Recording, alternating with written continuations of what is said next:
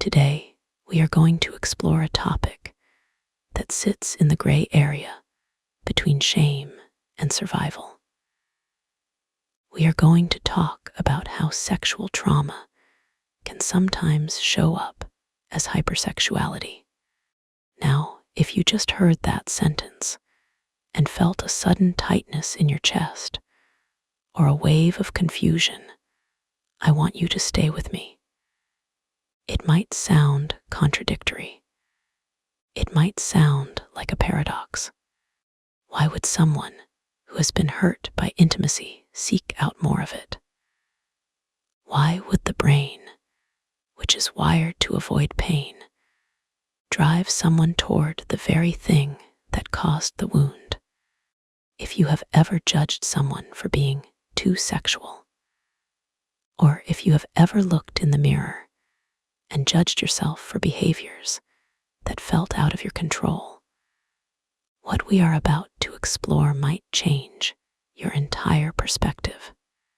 This is a topic that is rarely whispered about, even in the most open mental health spaces, but it is a reality for so many survivors. We live in a society that loves labels. We are quick to look at someone's behavior and decide who they are. We see someone who is frequently intimate with different partners, or someone who seems to have no boundaries, and we label them. We use words like promiscuous, wild, or attention-seeking. We assume that high sexual behavior must equal high sexual desire. We assume it is about pleasure. But for many trauma survivors, this behavior is not about desire at all. It is not about fun. It is about trying to feel safe in a world that once took that safety away without permission.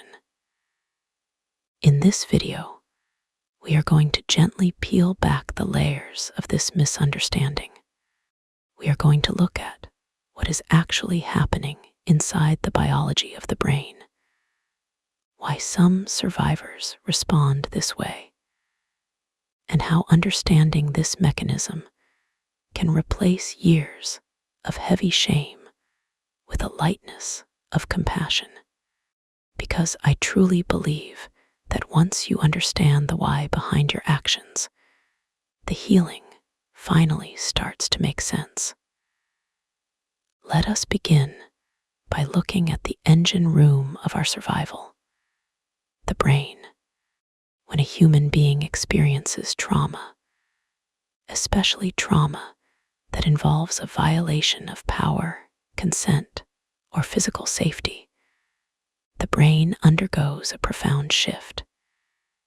It moves out of living mode and into survival mode. The amygdala, which you can think of as your internal smoke detector or alarm system, becomes jammed in the on position.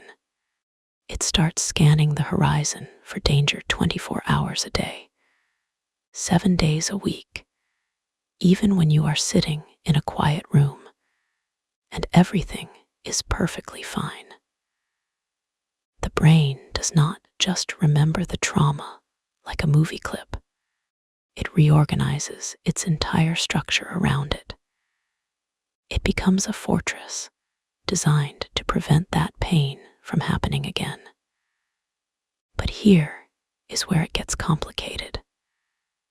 At the same time that the alarm system is ringing, the brain's reward system, the part that processes dopamine, begins to associate small moments of relief or control with certain behaviors.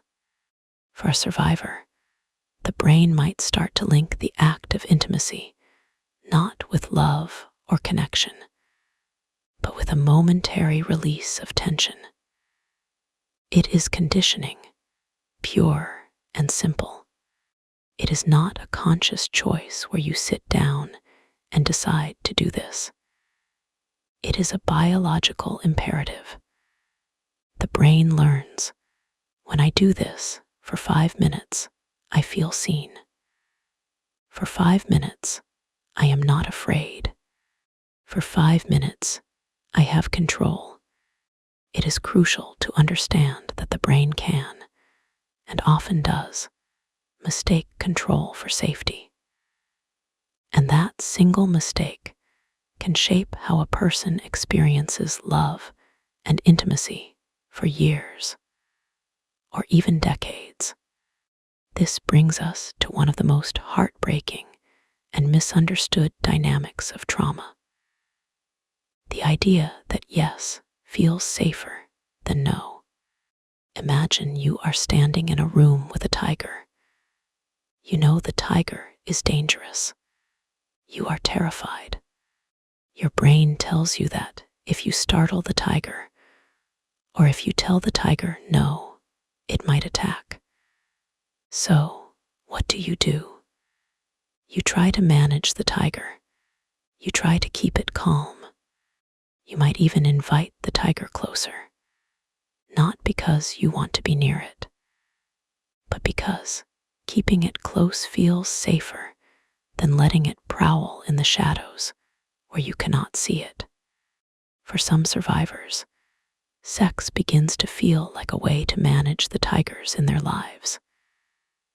Saying yes to intimacy can actually feel safer than saying no, because in the past, saying no might have led to rejection, anger, violence, or danger. In the logic of a traumatized nervous system, compliance is a shield. In these moments, control becomes the illusion of safety. If a survivor initiates the encounter, or if they agree to it quickly, the brain whispers a seductive lie. At least this time, I am the one deciding. At least this time, I know when it starts and when it ends. By choosing what happens, even if the act itself is painful or empty, the survivor avoids the terrifying unpredictability of being taken by surprise. In that specific moment, saying yes is not about desire. It is not about lust. It is about protection. It is a preemptive strike against the possibility of being hurt. It is the brain saying, if I can control the inevitable, maybe it will not hurt as much as it did before. To the outside world, this looks like enthusiastic consent. It looks like a high sex drive.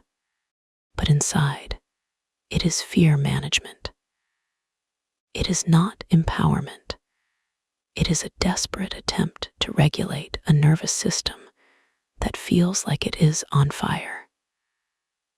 The body and the mind are trying to rewrite the old story, turning total helplessness into a strange form of control, and turning terror into something predictable. This is what we mean when we talk about hypersexuality as a coping mechanism. Hypersexuality in this context is almost never about the physical pleasure of the act. It is about avoiding the void. It is about avoiding the crushing weight of rejection or the terror of being ignored. It is about using physical closeness to quiet the screaming alarm in the amygdala, even if that closeness feels hollow, and empty the moment it is over. It is also important to acknowledge that everyone copes differently. Trauma is like a prism. It refracts light in many directions. Some people, when faced with sexual trauma, will shut down completely. They will build walls of ice around themselves and avoid intimacy at all costs. This is often seen as a logical response to trauma. But others will do the exact opposite. They will seek it out constantly, even if it is not safe, even if it is with strangers, even if it leaves them feeling worse. I want you to hear this clearly. Coping by avoiding intimacy and coping by chasing intimacy are the exact same language of fear, just spoken in different dialects. Both are valid.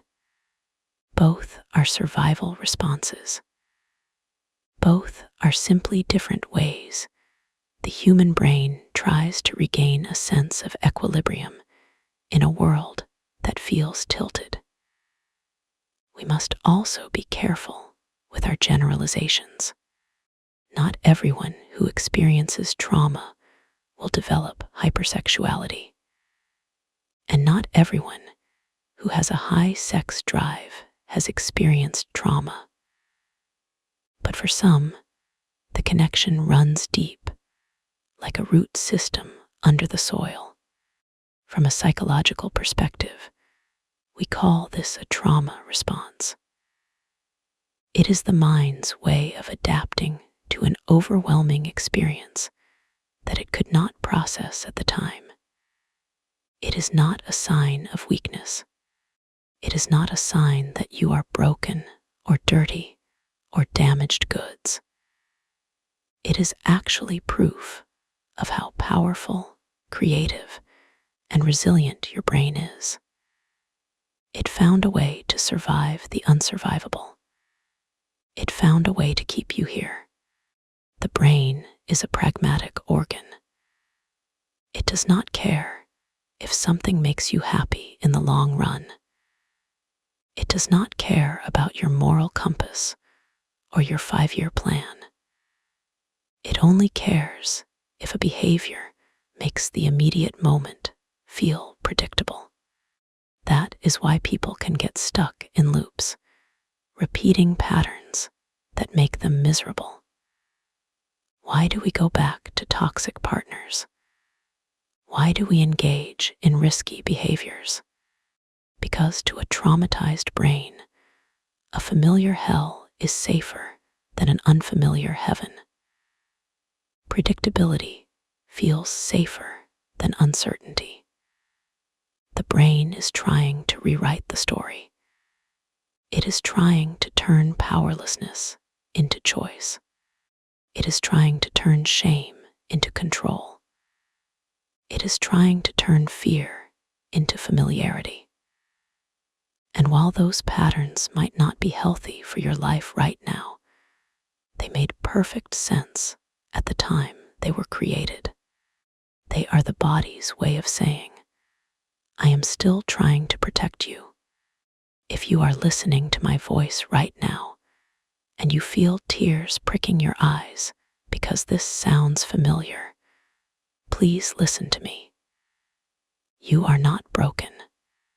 You were never broken. You are a survivor who has been protecting yourself in the only way you knew how, using the only tools you had available at the time.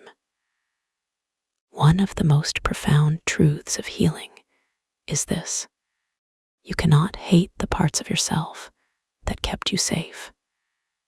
You might look back at your behavior with regret. You might cringe at the choices you made. But those choices were made by a version of you who was trying to keep your head above water. You cannot heal by hating that version of you. You can only heal by thanking them for their service, and then gently letting them know that the war is over. You can teach those parts of you new ways to feel safe again. Healing begins when you understand the mechanism. When you realize that you are not a bad person, but a person with a regulated nervous system seeking safety, the shame begins to dissolve. You realize that the behaviors that once kept you safe are no longer serving you. They are like a heavy winter coat that you put on during a blizzard. It saved your life then, but now it is summer and the coat is suffocating you. It is okay to take the coat off. Through trauma-informed therapy, through safe support groups, or even through gentle, compassionate self-awareness like we practice here, you can start to rebuild safety from the inside out. You can learn that you are allowed to say no. You can learn that your value is not tied to your utility to others. You can learn what real connection feels like: connection without fear, connection without the need to perform, connection without the need to survive. Healing is not about erasing your past or erasing your coping mechanisms. It is not about scrubbing yourself clean.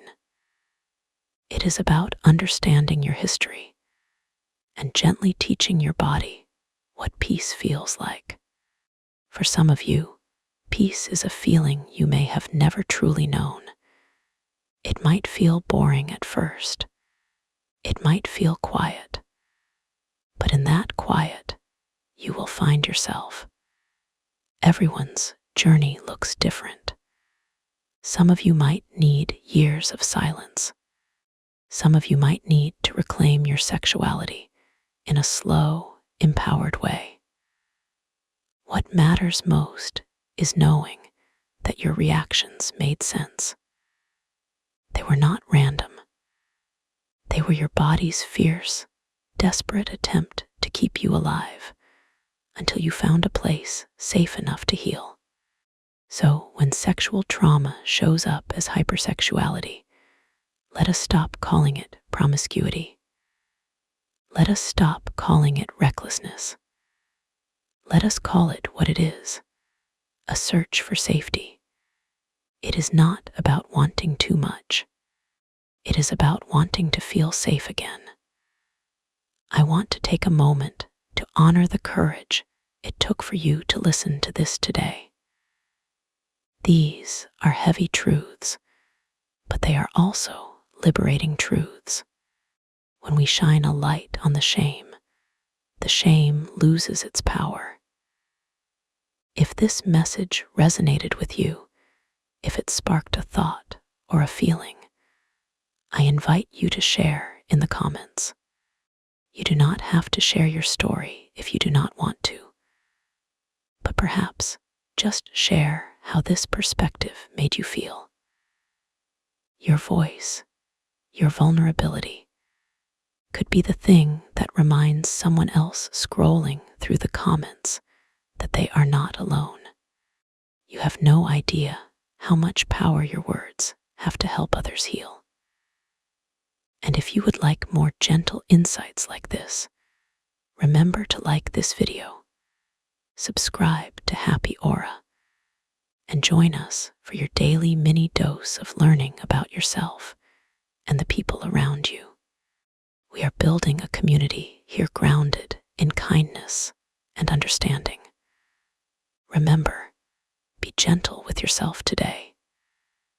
You are doing hard work just by being here. You are not alone, and your healing matters more than you know. Until next time, take care of your happy aura